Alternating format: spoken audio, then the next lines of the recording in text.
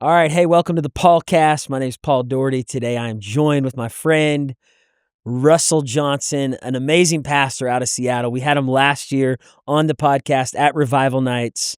He's about to preach tonight at Revival Nights. But Russell, catch us up on the last year that you were here. A lot's happened since then. A lot's been going on in your world, your church.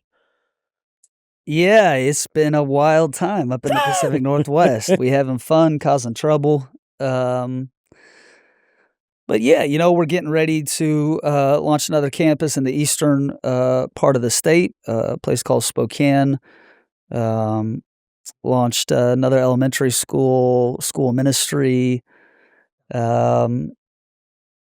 Just been building, growing, doing what we can to reach people. Obviously, we've been in the news a little bit lately with just some of the chaos that always happens in Seattle, which is nothing new. But yeah, man, God's been doing some good stuff, and happy to be back in the great city of Tulsa, Oklahoma. Bro, so first off, yeah, we're so glad to have you back. Thanks for coming back. But the stuff that's been going on in Seattle, we were just talking about our friend Sean, who's been experiencing his own chaos in Canada. He was just here with us. But this stuff that pops up and what you guys walk through, for those that aren't aware, there was someone shot at your campus outside your building, shot and murdered. And that same night, y'all are having church and you got up that weekend, gave a phenomenal word, and you had something to say to your mayor. Maybe just talk about behind the scenes how is the church doing? How is everyone doing? And how did the mayor ever end up apologizing, responding? Because there were things you said even in that same week, like so many times the mayor will stand up for certain groups of people, but where's his voice when it comes to the Christians in your city?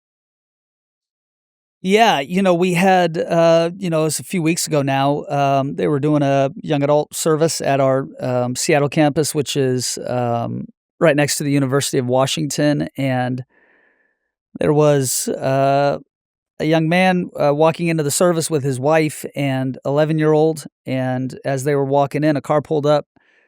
Two guys in masks with automatic guns jumped out, sprayed the whole area with bullets.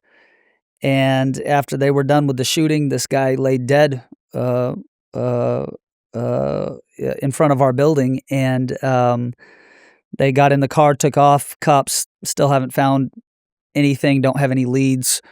That is just crazy. 76% of the homicides in Seattle go unsolved. So that is wild to me. Obviously we're hoping, believing. That's why our church put up like a $50,000 reward for information that leads to the capture of whoever did the murder. Because with the amount of crime in Seattle, and then also with how much the cops are understaffed, underfunded, undermined by the Seattle City Council, they don't have the resources they need to investigate the different things that are happening. So, we put up a reward, but at this point it's just kind of been dead end after dead end. But I think when crisis hits a church, crisis of any kind, yeah, whether it's a scandal, a shooting, something to do, with finances, a property, a building, you name it. When crisis hits a church, people either scatter or they gather. They either run for the hills because it's a bad look, or they're scared, or they don't want to be associated with that thing anymore, or people see it as a rallying cry to double down on, hey, put our hand to the plow, not look back. Let's make the devil pay for what he's done to the region. And I feel like that has been the result at Pursuit. There's been a gathering effect. Feels like people are more bought in than they've been before. And I think it's because they recognize, what's on the line. It's a real, especially in the Seattle region, it's a real stark contrast between light and dark. It's not just that the city is apathetic towards religion. It's antichrist in its public persona, in its values, in its disposition, in its government. And I think that was really highlighted by the shooting at our campus, and there's always going to be some people who go, "Hey, this isn't what I signed up for." But I think the majority of our people were like, "If there's ever a time to stand, it's now." Like we've got a real opportunity right now in the middle of crisis to let the world know what type of church we are. Yeah. And we saw record attendance that weekend, record giving, like people Wow. saying, "Hey, this is We're my all church. in." We're all in." And so, everybody knows the scripture. Lord takes what the enemy meant for evil, uses it for our good. And I think we're definitely seeing that. But I think there was some people like surprised around the nation of like, "Oh, we didn't know it was like that in Seattle." And I'm not surprised. It is like that in Seattle. That is the reality of the principalities and powers of darkness in that region. And so we know that God has us there on purpose for a reason. And it's like, all right, man, I think the devil messed with the wrong church because we're going to punch back. Come on. So, okay, another thing that you mentioned is you guys are opening a campus in Spokane. How far is that from your main Like Kirkland campus? 4.5 hours. Really? Yeah. I was thinking Spokane was close to Seattle. So that's other side of the state. Yeah, it's almost basically in Idaho. Will you fly there or will you just satellite it? That's what we're trying to work on right now. I always tell people, like, when it comes, which this is kind of a little wonky unless people are in like church leadership world watching this podcast, but like I'm kind of agnostic as it pertains to the multi-site model. I just want to do what works. Yeah. And so, for years I did all the campuses myself, preaching 7 times a Sunday between 3 campuses. That is wild. And did that wear you out? No, you're built for it? Yeah, not really. Okay. For me, it was like, when it's kind of like all you don't have another frame of reference. Like, Yeah. I don't have another frame of reference for going slow. Like, ever since we planted, even though when we planted it, obviously we weren't running 7 services, but everything was a grind. Because, when you plant from nothing, you have to do everything. You're the senior pastor, the janitor, the kids pastor, the youth pastor, the CPA, you're everything. So I feel like I've been running 100 miles an hour since the day we started the church, close to 11 years ago now. So when it came to preaching that much, it was like, I don't know, what else am I going to do? It's like, yeah. But then we hired a guy at our Seattle campus who's doing great. He's covering some of the preaching for me down there. So with the Spokane thing, just with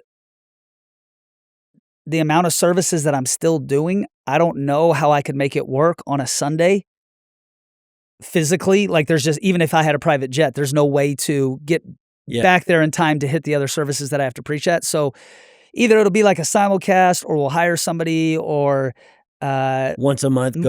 Yeah. So I just, some people like, Craig Gershell or Furtick, or these guys, everybody has like a model of this is how it works and this is what it looks like to have an elevation campus. We don't have a model for that, because I want what works. If you get a guy who can hold it down and people like them and they fit within the Pursuit brand, I'm like, I don't need to be there. Like, do your thing. Cool. If you don't have that and you need to live stream and then be there live in person once a month, I'm not opposed to that. It's just, how many preachers would you have in your circle that you could call on to step up and preach at a Pursuit service? Like, in my immediate circle, like they live in the region or they go to my church, or like network of friends? No, live in your region, part of your church, and this is your crew, where it's like, hey, if there's a Sunday that you couldn't come, you could have either 1 or 2 or 3 step up and minister at those places. Yeah, I think, maybe like 5 to 7. Okay. But I'm pretty like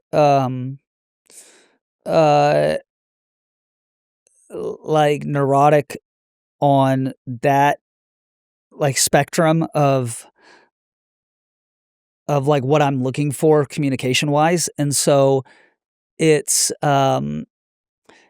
different than like, hey, who here can play acoustic guitar? Right. Like, who it's here not just someone who can music? preach or speak. It's someone who can flow in your vibe. Right. And that's the thing. It's like, hey, on a Sunday morning, hey, everybody raise your hand who has the ability to communicate. Right. Everybody in the room. That is, one of the things of what it means to be human. Yeah.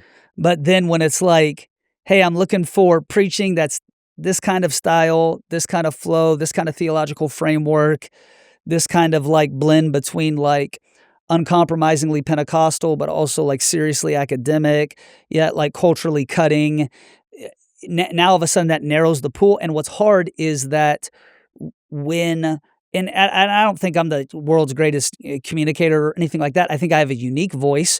But the problem is that when you have a church that has been in part built around that unique voice, like you have to find other people who are within that spectrum, who can, like, to a certain extent, like emulate you know what you do. It's not just like here's an outline for like a sermon I downloaded online. Like, do you have the ability to like do that interplay between cultural commentary, Pentecostal pneumatology, like an academic critique of the philosophical age in which we're in, and then like tie it into like word of faith context that brings people to the altar. So like that. That's a niche group of speakers right there. Right. Yeah.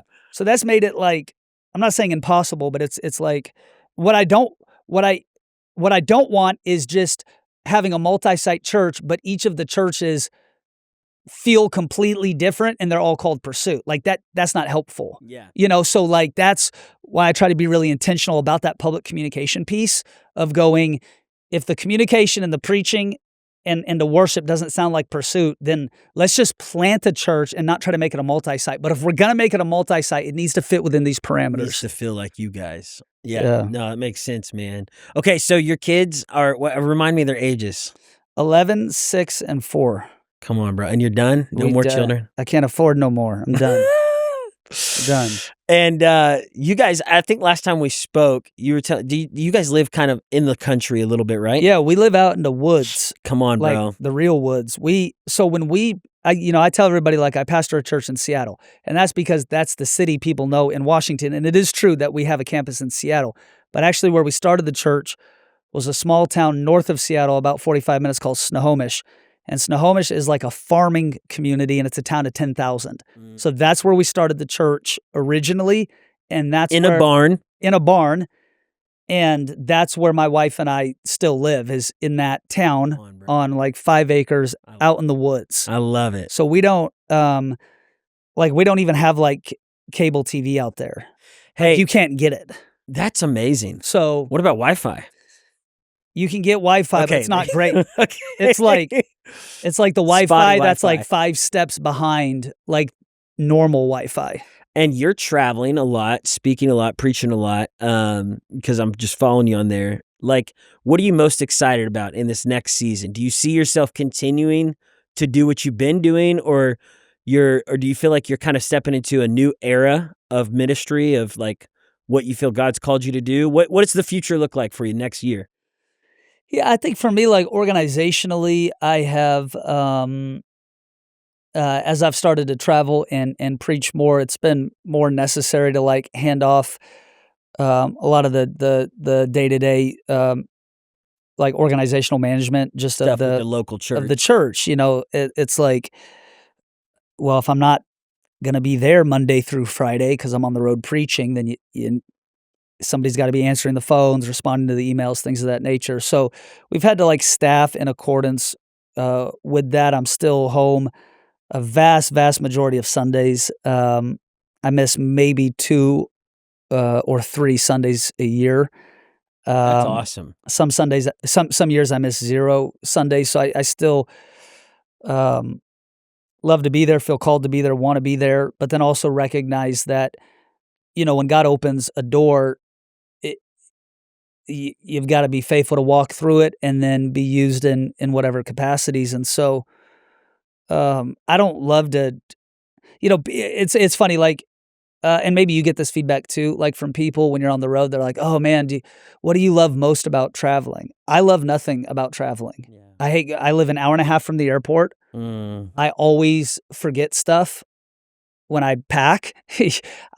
I hate TSA. Yeah. I hate airplane. Like there's nothing super glamorous about it. Yeah, and some people really love it. It's kind of like that wanderlust, and it was just seeing new place. I love to travel the world. I don't. I'm mostly a homebody. So for me, it's not like this need or like not itch like that you're I need to craving to go scratch. travel. Right. But God keeps opening these doors, and then I feel like, hey, if God's opening this, then I'd be disobedient not to walk through it. So it's not like I'm getting bored in Seattle because there's not enough to do, and so, then I need to be on the road. It's like God's opening a door. It gives me the ability to tell the story about what God's doing in the Northwest, which I think is a sign and a wonder in the earth, and it Yes. points to, like, I think an era of revival that America is coming into and Yeah. even finds itself in now, and so I wanna be faithful to tell that story. Um, and at the same time, have, like, a lot of gas for the vision of pursuit. Like, I'm not coasting. Mhm. Like, I'm betting it all on black. We're planting more campuses, going in, reaching people. And so it's like balancing those 2 things at the same time, you know? It really is. I mean, watching you from a distance, I'm like, I in my mind, I'm like, that is a calling to carry the amount of traveling and ministry. It in itself is a church that you carry. Not everyone carries that. Um, and then carrying that while you're carrying your local church, it requires grace and it requires a lot of grit. Right. And you're doing a great job, man. Like, I just think what God's doing in Seattle, you coming and preaching here and in other cities across America, is stirring up what God's doing there in other cities. And people in other cities are literally like inspired by what God's doing through you in the Northwest. And so, man, I just say, like, keep doing what you're doing. It's phenomenal. I can't wait for you to have a book that comes out telling your story. I feel like Everything you're I did working on wrong for the last decade. I feel like you're working on a book. You got a book coming out someday in the next year?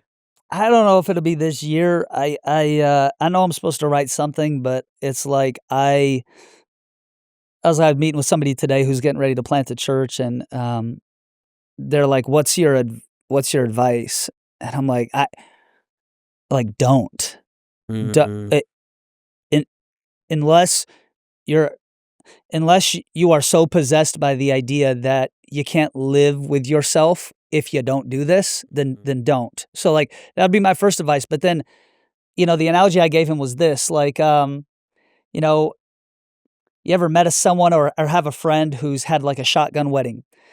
Really rapid, had met, started dating, a few months later, we're married, and everybody is like, it's not going to work. And then somehow 15, 20 years later, it's like the best marriage you know, and it really works well. And it's like a model marriage in the community. Um, that's how I feel about Pursuit. Pursuit was like a shotgun church plant that got a lot of things wrong, and yet for whatever reason, God put his hand on it.